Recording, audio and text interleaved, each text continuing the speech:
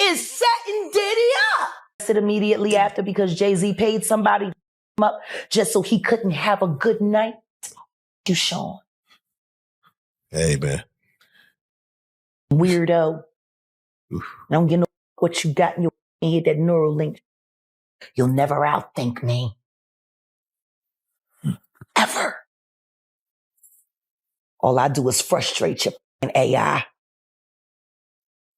You can't quantify me. You can't even control your wife. You gonna handle a bitch like me. You can't even control that goofy bitch. He lined up D. Haven, stole his life and identity. He lined up Big L, stole his life and identity.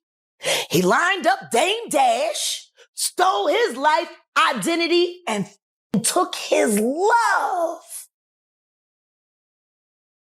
Lined up R. Kelly. He wants to be the one.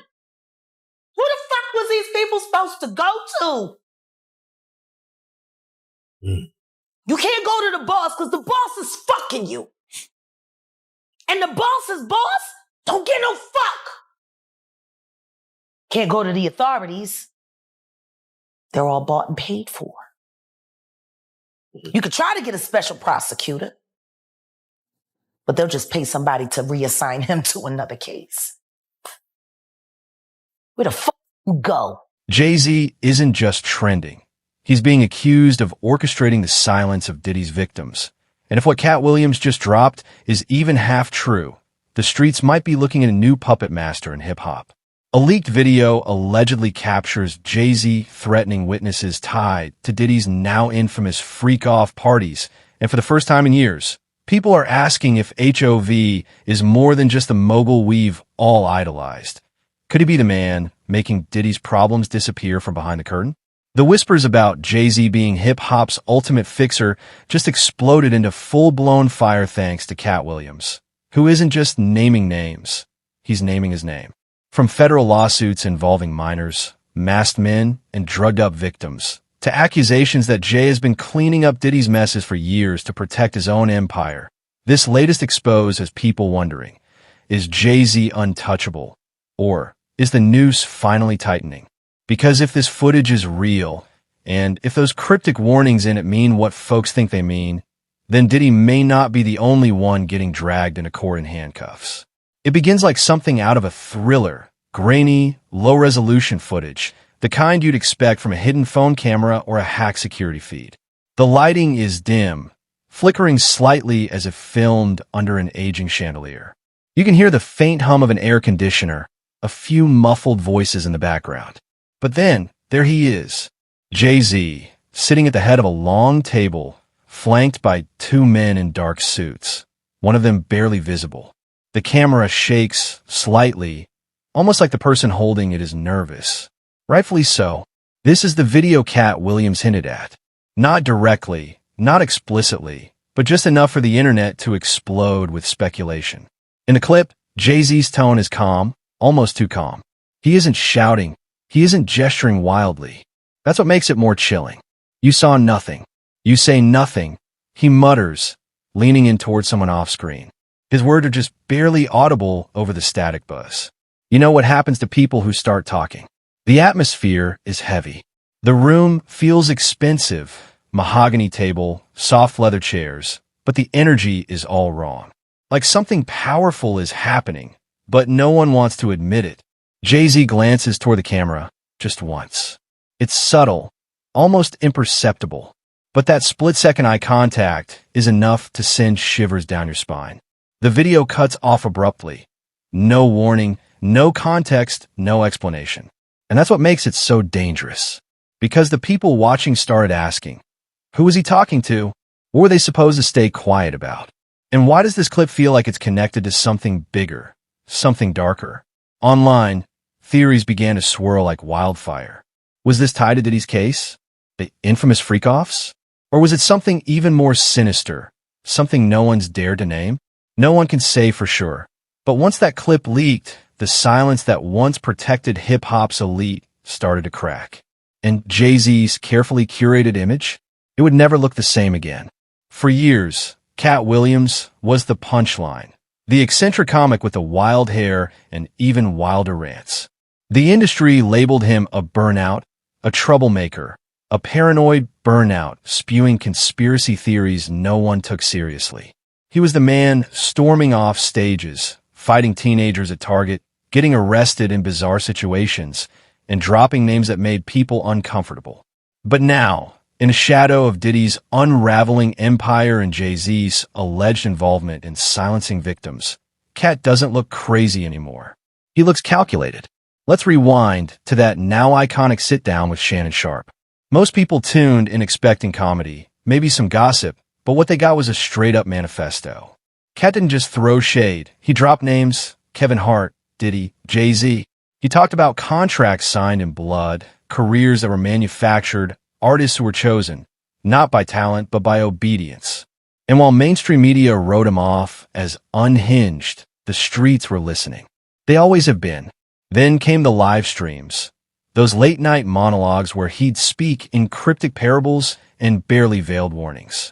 He'd talk about gatekeepers, handlers, the fixers, and anyone paying close attention knew exactly who he meant. Jay-Z was always lurking in the subtext. Katt never said it outright, but the implication was clear. The man who calls himself HOV wasn't just building an empire. He was erasing witnesses, managing secrets, and rewriting the rules of power behind closed doors. What used to sound like paranoid, rambling, now feels like prophecy, especially after this alleged video surfaced, the one that appears to show Jay-Z warning someone to stay quiet. Suddenly, all those Katt Williams soundbites hit differently. This isn't about jokes anymore. It's about patterns. It's about who rises, who vanishes, and who always seems to walk away untouched. And here's the thing, Katt never recanted, never apologized, never backtracked. While others in Hollywood played the game, Katt stood alone, taking hits, getting blackballed, and still saying exactly what he saw. And now, with federal cases unfolding, major celebrities falling from grace, and Jay-Z's name being whispered in places it's never been before, Katt doesn't look like a clown. He looks like the one person who told the truth when everyone else was scared to. The industry once laughed at him. Now it's bracing for what he'll say next. In January, everything changed. A federal lawsuit was filed by a woman named Tasha Manzuro. And when the public saw the names listed in the complaint, the internet didn't just freeze, it combusted. Because this wasn't another vague allegation whispered on a live stream or buried in a blog post. This was real, documented, filed in federal court. And among the list of individuals accused of orchestrating a night of drugging, assault, and psychological torment, Sean Diddy Combs, and stunningly, Jay-Z and Beyoncé. The lawsuit laid out a chilling timeline. According to Manzaro, she was invited to what she thought was a high-profile industry afterparty at a luxury Manhattan hotel in 2016. Once there, she alleges she was given a drink that left her disoriented and unable to move. Her complaint details being dragged into a private room, one where, she claims, multiple people were present, including Jay-Z. She says the assault that followed was not just physical, but deeply orchestrated, with handlers, security, and silence all playing a role. Even more shocking, she alleges Beyoncé was also in the room, watching, silent. People didn't want to believe it. How could two of the most beloved figures in music, the very faces of black excellence, be involved in something this sinister? But Manzaro's legal team came prepared. This wasn't a case based on hearsay. The filing states that cell phone metadata, time-stamped video footage, and eyewitness testimony will back up her claims. They say the evidence doesn't just place Jay-Z at the scene. It confirms he knew what was happening. Jay-Z, through his attorneys, has vehemently denied the allegations. A spokesperson for the Carter family called the claims baseless and defamatory, accusing Manzaro's team of leveraging celebrity names for headlines. But Manzaro isn't backing down. In fact, her attorneys say more witnesses are prepared to come forward, and that some of the digital evidence has already been turned over to federal investigators as part of a broader probe. This isn't internet gossip. This isn't TikTok speculation. This is a federal filing in the U.S. District Court. And if even a fraction of Manzaro's allegations are proven true, it could destroy the empire Jay-Z and Beyoncé have spent decades building. The illusion of power, perfection, and untouchable wealth is cracking. And what's underneath it might be darker than anyone imagined. Jay-Z has never needed to raise his voice to make a threat. He doesn't tweet tantrums, doesn't rant on live streams, doesn't even respond when the walls are closing in. He just moves, quietly, surgically, and somehow always walks away untouched. But if you zoom out and follow the pattern, a different picture begins to emerge. Because every time there's a betrayal, a scandal, a career mysteriously derailed, Jay-Z isn't far behind. The man has mastered the art of erasure, not just of enemies, but of his own fingerprints. Start with Dame Dash. They built Rockefeller together, brothers in every sense. But the second Jay saw a way to climb higher, by partnering with the same corporations Dame had spent years fighting, he took it. Dame was iced out, labeled difficult, and reduced to interviews on YouTube, while Jay sat courtside with billionaires. No public beef, no diss records, just silence, and a business partner left in the dust. Then there's DeHaven Irby, Jay's childhood friend who helped him get on his feet in the early days. Jay immortalized him in lyrics, only to later disown him, dismissing him with that now infamous line. DeHaven played the background, I'm foreground. DeHaven didn't just get left behind. He says he was blackballed, silenced, allegedly threatened to stay quiet about what really went down during Jay's rise. Biggs Burke, another Rockefeller co-founder, wound up in prison. Big L was on the verge of stardom and reportedly had ties to Jay's early circle. He was murdered in 1999, just before a major label signing. No one's saying Jay had anything to do with it, but again, the pattern is eerie. Proximity, rise, then ruin, and through it all, Jay somehow becomes the last man standing. No matter who falls, no matter how many rumors swirl, like he's been protected by something bigger. Or maybe he's been the protector, not of others, but of himself. The fixer, the silent hand behind the curtain, cleaning messes, paying off the right people, pulling strings so precisely that by the time you notice, the damage is already done. Jaguar Wright took it even further. She didn't just accuse Jay of betrayal. She called it identity theft. In her words, Jay-Z is a cultural vampire, a man who latches onto other people's lives, their struggles, their aesthetics, and then repackages it as his own legacy. She said he's been climbing on the backs of others for years, consuming their energy, their stories, their connections, and then discarding them once they've served their purpose. To some, that sounds like bitterness, but to others, it sounds like a survival blueprint. Jay-Z didn't become a billionaire by chance. He studied the game, learned who needed to go, who needed to be silenced, and when to vanish from the narrative. And if you follow that pattern over decades, the question isn't whether Jay-Z is powerful. It's who exactly he had to bury, metaphorically or otherwise, to stay that way. As soon as Jane Doe's lawsuit vanished from the court docket, the internet went into overdrive. TikTok, Reddit, X, every platform turned into an amateur crime lab. Suddenly, people weren't just talking about Diddy. They were watching Jay-Z closely. Social media sleuths started noticing a pattern, an eerie synchronicity. Every time Diddy faced a major scandal or legal blow, Jay-Z's name somehow hovered on the periphery. Not center stage, not in headlines, but always there. A blurry background figure in lawsuits, a name redacted, a business deal mentioned offhand in discovery. And the internet, it started connecting the dots with timestamps, photos, flight logs, and lyrics that aged like radioactive waste. TikTok creators began stitching together timelines. Footage from the early 2000s, old interviews, blurry party photos. One viral clip showed Jay and Diddy arriving together at a now-defunct nightclub in Miami, cross-referenced with dates from whistleblower testimonies that claimed minors were trafficked through that very venue. Another thread broke down every Diddy party Jay-Z allegedly attended between 1999 and 2008, overlaying it with known accusations and settlements. The tone was obsessive. The conclusions? Devastating. On Reddit, conspiracy forums, and pop culture threads started posting side-by-side maps, linking luxury properties, shell companies, and even specific bodyguards employed by both men. Users pointed out how often Jay-Z's name appeared in legal documents related to Diddy, sometimes redacted, sometimes casually mentioned as a high-profile music executive. Others resurfaced a long-buried YouTube interview with a former Rockefeller affiliate who claimed there were private parties at undisclosed mansions where no one was allowed to bring phones, and young women were always brought in separately. And then came 50 Cent.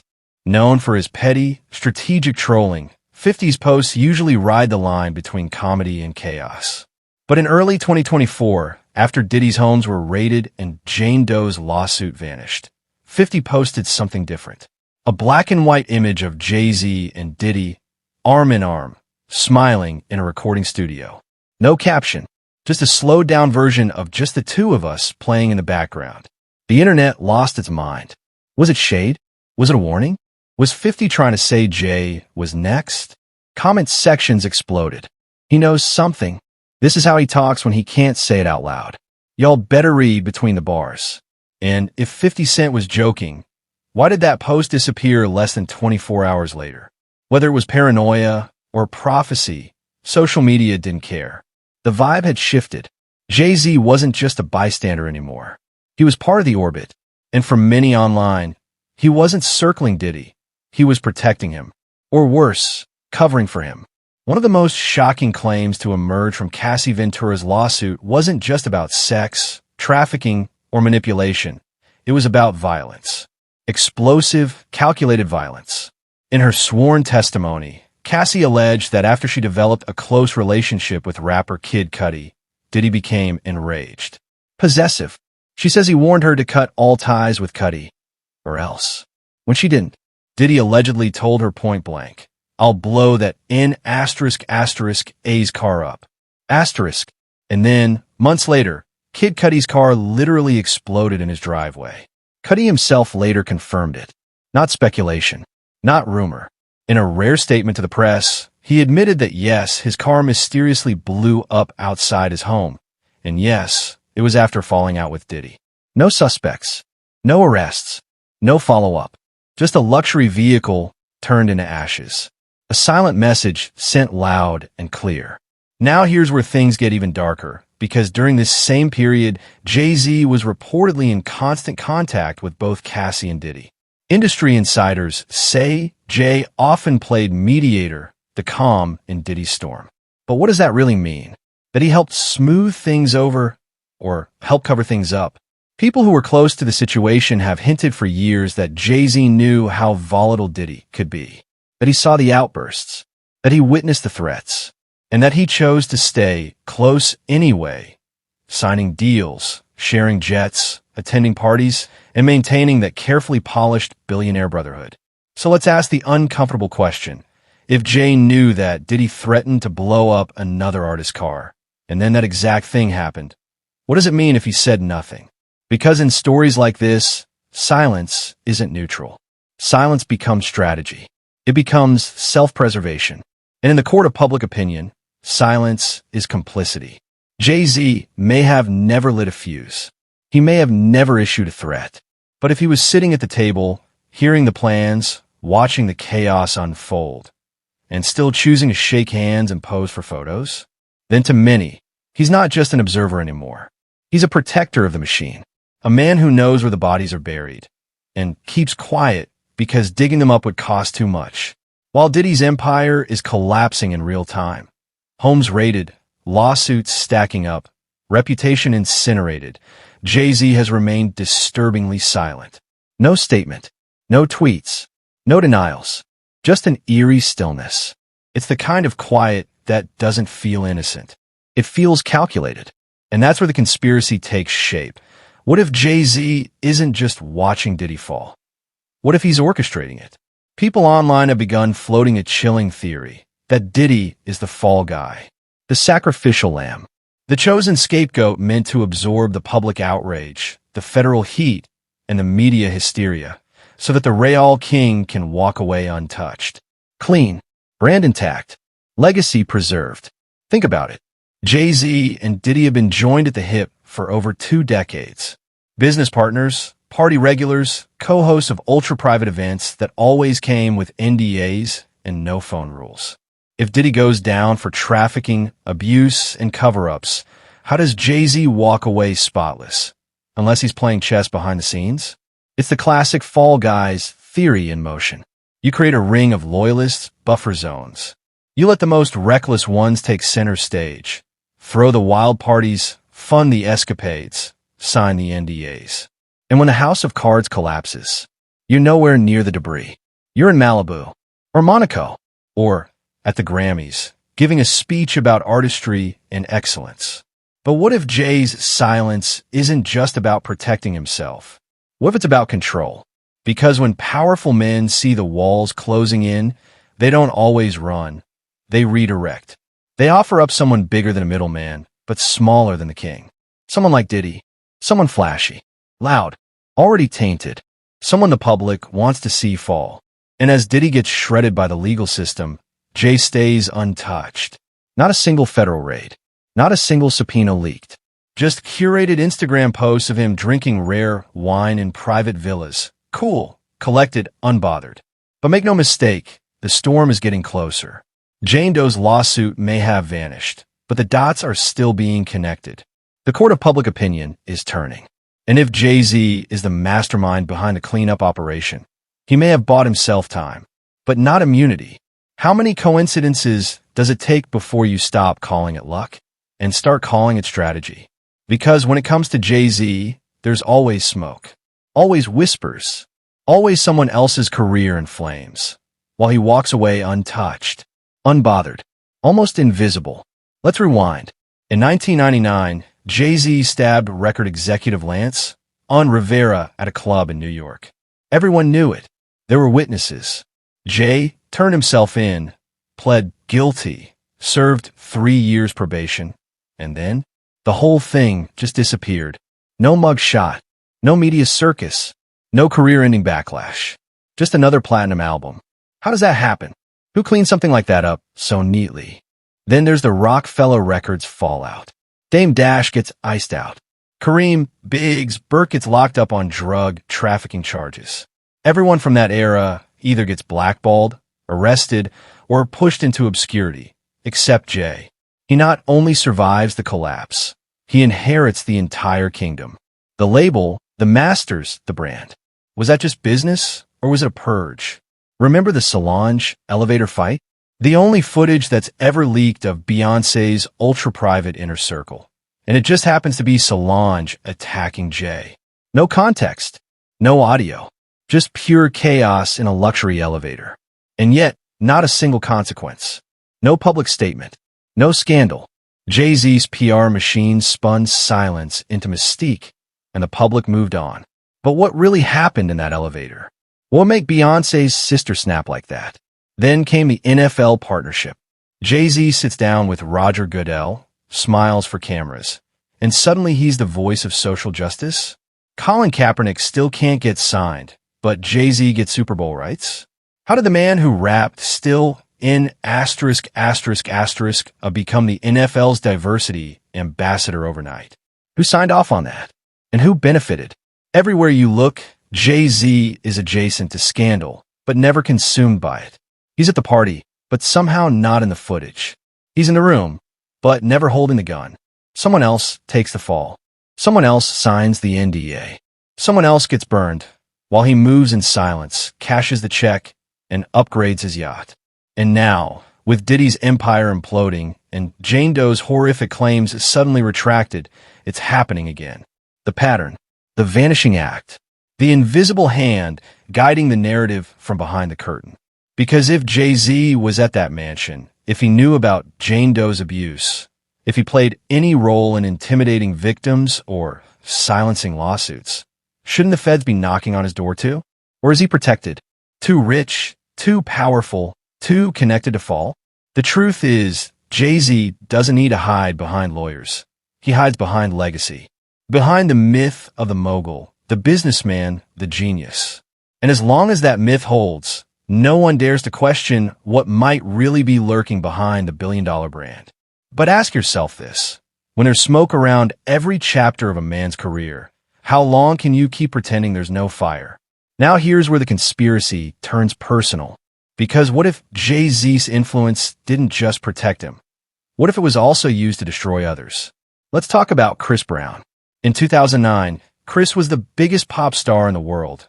Chart-topping, Grammy-nominated, hailed as the next Michael Jackson. Then came the infamous domestic violence incident with Rihanna, Jay-Z's protege. Rightfully, there was outrage. But what happened after wasn't just public condemnation.